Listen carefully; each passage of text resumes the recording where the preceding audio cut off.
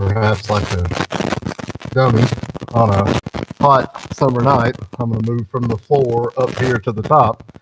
That way I'll be good and sweaty by the time it's over with. I noticed this morning that when you got done, it's not near as hot when you stay down below than when you come up here. But anyway, this evening we are going to be looking at something that I have sort of chose to plug in ever so often. And that is a series of lessons that I've entitled Location, Location, Location. It was in March that we did one of a similar vein, and we talked about where John the Baptist baptized people and where that was.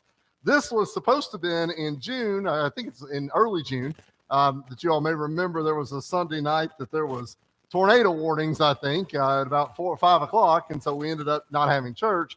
And so I've pushed it back. So I thought we would talk about this this evening in here. And so what we're going to be talking about tonight is, as you can see from the title, where Jesus began his ministry. But I ask a question, though, that I probably asked, or at least sort of referenced back in March when we talked about John the Baptist. And that is, do you ever read in a book or a newspaper, see television, and think about where that took place? You may see something on the news, and if it says that this took place in Lexington, we all know where that is. If it was near the mall, maybe we've been there. If it took place in Danville or Stanford or Lancaster, we can all relate to that as well. But there's probably places where we see things on the news that happen, and we think, I've never heard of that place. Or maybe it's somewhere in eastern Kentucky or western Kentucky, northern Kentucky, and we think, well, I've heard of that, but I'm pretty sure I've never went there. Or maybe it might be a place where, well, I had a great aunt that moved there 70 years ago, and we never went, and she never came back. We all know those kinds of places. Well, when we think about where things happen, some obviously resonate a little more than others. But geography sort of helps us engage what we've read about. So knowing where something took place gives us a little added information. We've talked some about this on our Wednesday night classes, but, and it seems like we never get too far from the Sea of Galilee. And if you're a Wednesday night attender, you know that the weather blows down onto the Sea of Galilee. We've talked about that quite a bit. But it gives us sort of an understanding, maybe a better idea of what took place. So for instance, let me ask you this question. What is Bethlehem's location relative to trade routes? Why would something like that be important? That's not what we're talking about tonight, but what do we know about Bethlehem? Well, we know Jesus was born there. Well, why would it matter if there was a trade route there? Well, that's where roads are going to go. And so we know why Jesus was maybe born in one place, but not in another. I say that just because there are like little trails that we can take to learn more about it. And so I think about this as we go. Again, the gear is not necessarily for you to be able to locate every single thing on a map, but for you to better understand why things happen, when and where they might happen. First of all, tonight I want us to think about how geography can show the scope of God's mission. Let's think about this for a second. In the book of Mark, on 2 different occasions, he tells a story about Jesus feeding large crowds. The terms usually given is Jesus feeds the 5,000, Jesus feeds the 4,000. Well, on Wednesday nights, when we talk about miracles, we've talked about the 5,000. We've not talked about the 4,000 one just yet. But he tells both of these stories. Well, there's probably a reason why that story is told. One, feeding a lot of people with almost nothing is a significant event. But during the time of Jesus, as you sailed across the Sea of Galilee, the western side was the Jewish side. The eastern side was the Gentile side. Could it be that Jesus fed crowds on both the Gentile and the Jewish side in order to show his care and his offer of salvation for all people? See, if he only worked with one side, then that's going to leave the other side sort of left out, right? What if all of you all, and most everybody in here, sits in the same seat every time you come? What if every single time that we came to church, I talked to every single person over here, and I never said a word to anybody over here? Why would I do that? Well, that would be a bad thing, right? But if I did, would you start to feel a little left out on this side? Some of y'all may not. Some of y'all may think it's better off not come talk to me anyway. Lois and I, we only talk at night anyway. We don't talk in the morning. We've established that situation. But it would seem like I was maybe favoring one side over another. But we see Jesus operate on both sides of the lake. If you look at borders around the Sea of Galilee at the time of Jesus, it is a multi-ethnic collection of people. There are a lot of people there. I was talking with Maria this past week, and she was talking about all the people that worked under her at her job in New York. And she rattled off country after country after country after country. All of those people. And they all live within this sort of box in New York. And it's Chinese, and it's Japanese, and it's Indian, and it's Russian, and it's Spanish speakers, and it's French, all these different people. And you got to figure out a way to sort of make that work. Well, Jesus lived in an area that was sort of diverse like that as well. And so when we see references to they went to the other side of the shore or the other side of the Sea of Galilee, they're not just developing the plot, if we're thinking about it that way, but it also showcases a love that Jesus had for all sorts of people. This helps us, understanding where this is will help us a little bit, understanding Jesus's reason. Chapter 5 in verse 19. Jesus told a former man who'd been demon-possessed, he said, go home to your friends, tell them what great things the Lord has done for you and how he has had compassion on you. That was on the Gentile side of the lake. We talked about that a few weeks ago on Wednesday night.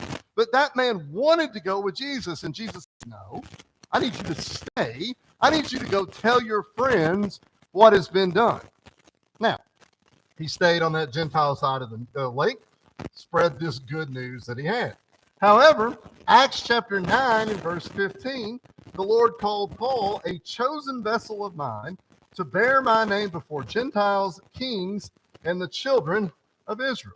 We see in the New Testament that Paul established Christian communities in port cities all around the Mediterranean. All of that to sort of spread the word of God.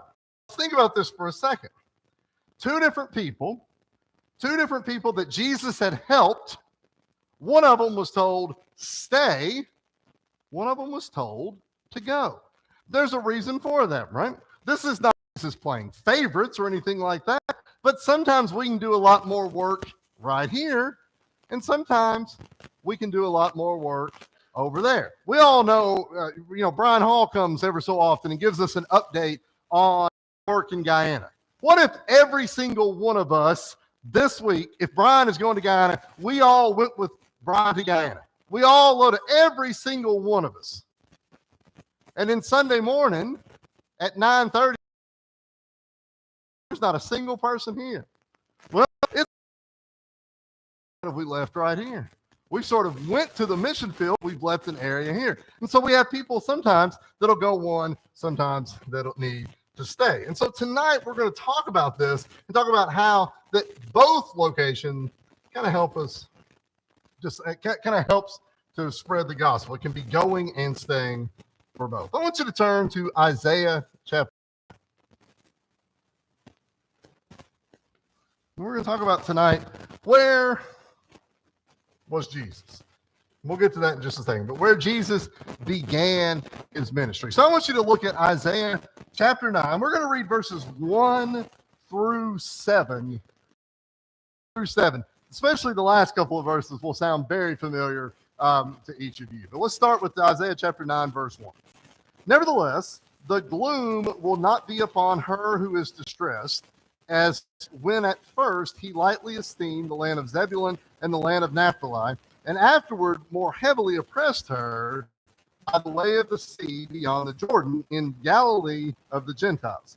The people who walked in darkness have seen a great light. Those who dwelt in the land of the shadow of death, upon them a light has shined. You have multiplied the nation and increased its joy. They rejoice before you according to the joy of harvest, as men rejoice when they divide the spoil. For you have broken the yoke of his burden and the staff of his shoulder, the rod of his oppressor, as in the day of Midian.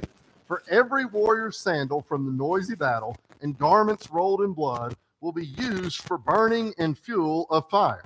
For unto us a child is born, unto us a son is given, and the government will be upon his shoulder, and his name will be called Wonderful, Counselor, Mighty God, Everlasting Father, Prince of Peace.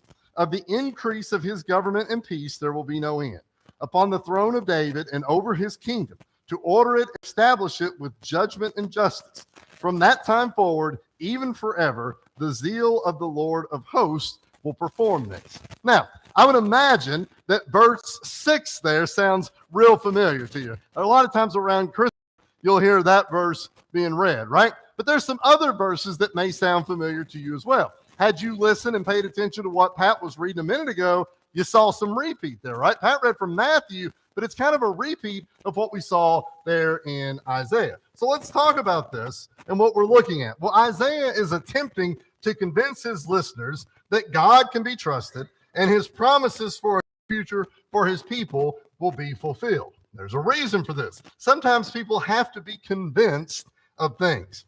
It's not hard to convince people of things when things are going well.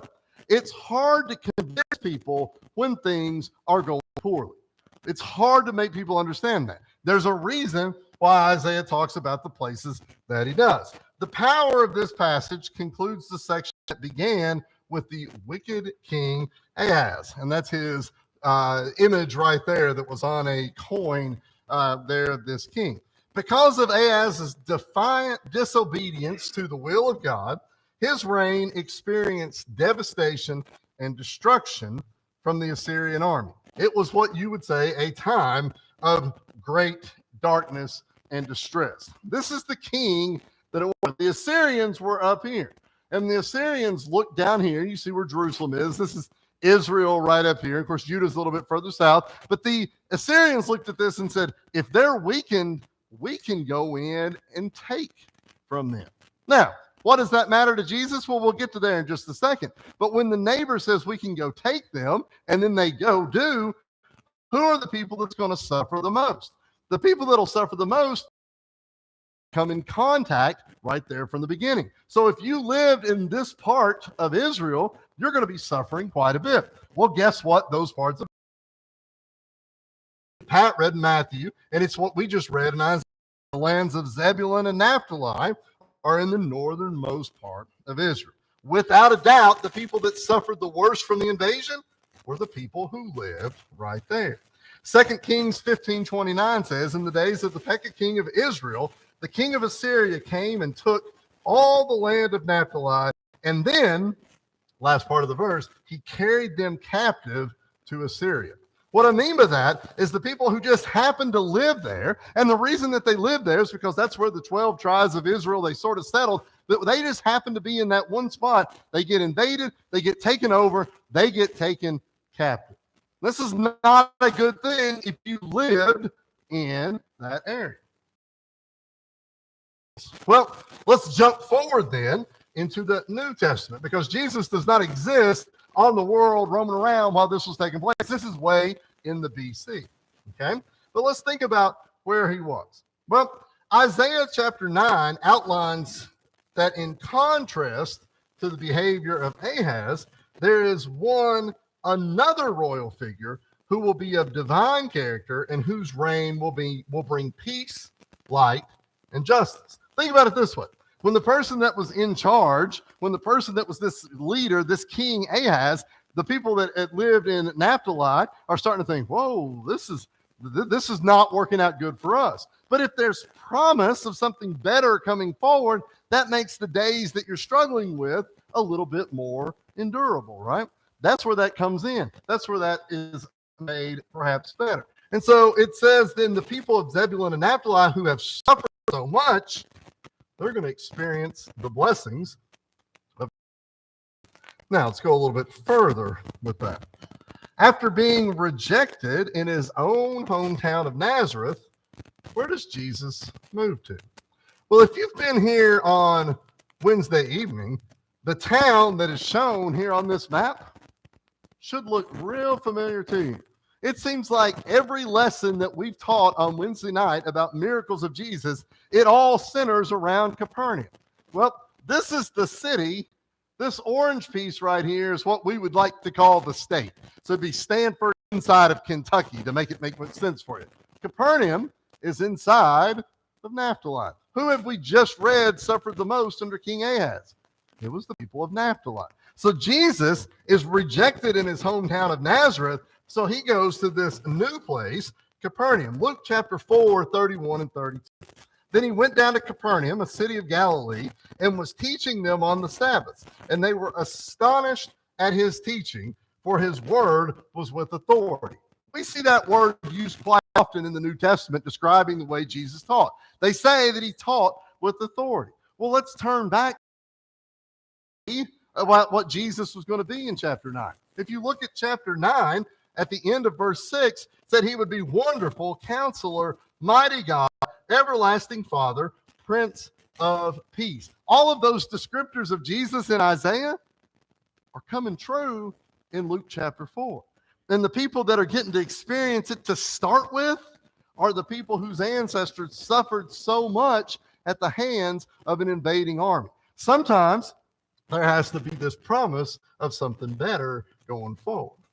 Now, second, this move to Capernaum fulfilled Isaiah's prophecy. Matthew chapter 4, verses 13 through 16, we saw this a minute ago with what Pat read.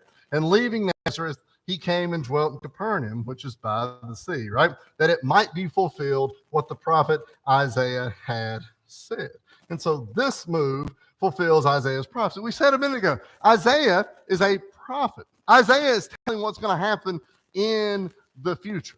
Sometimes you may see this on something that you might read or something like that. But how many of you have ever heard something said, don't you want the world to be better for your kids than it was for you? Anybody ever heard something along those lines, right? We want it to be better for our kids than for us. We want it to be made easier and whatever it might be. Well, that's what Isaiah was saying right there. But he was having to convince these people that things would be better for their ancestors. In fact, it's not just better, but it would be an opportunity for them to be able to have an eternal home in heaven. We see then in these teachings in the New Testament, the people of Capernaum are going all over the place with Jesus. Every lesson we've talked about on Wednesday night, it says that there's a crowd of people with Jesus. He went over here and a crowd followed him. He went over there and a crowd followed him. And so this is fulfilling what Isaiah said. Now, it's easy to read those and just sort of move along, right? But the geography here does matter. And I'm not saying you have to be a map person, and I know I am perhaps more than some others. But Isaiah said the people who sat in darkness have seen a great light. Think about that. The electricity was off in Stanford for like 2 hours a couple weeks ago. And Lucille went to the store and bought enough lights to be able to give to everybody, right? Lucille bought all these lights because she said, we don't want to be in the dark for an hour, right?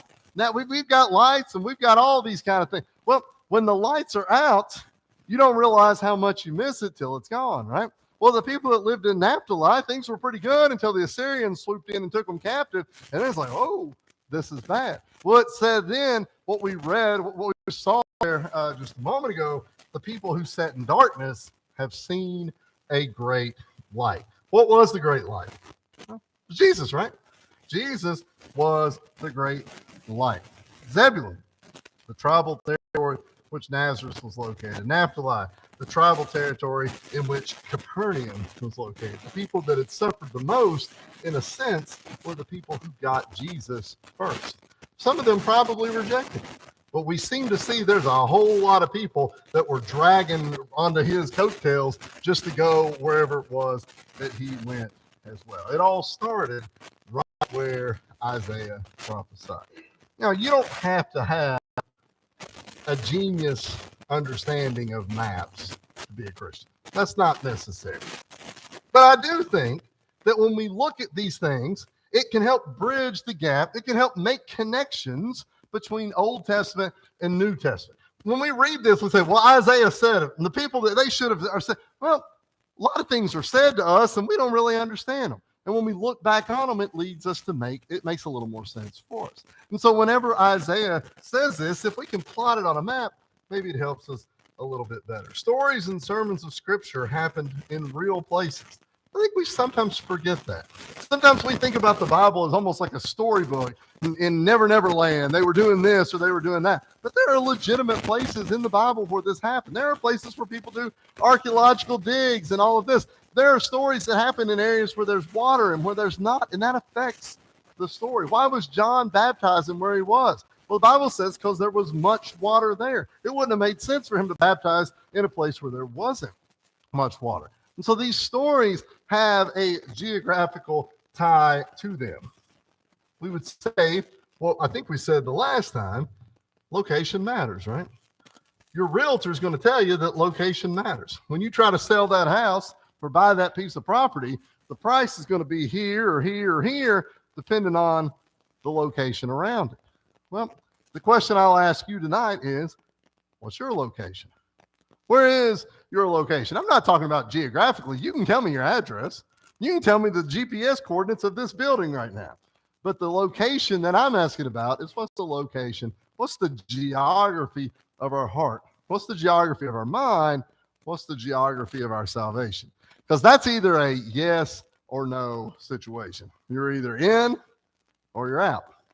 And sometimes when the location matters, we have to move. And tonight, if the location's not right, we might have to move as well. If there's anything we can do for you, any way we can help you, we invite you to come while we stand and sing. Oh, to Jesus,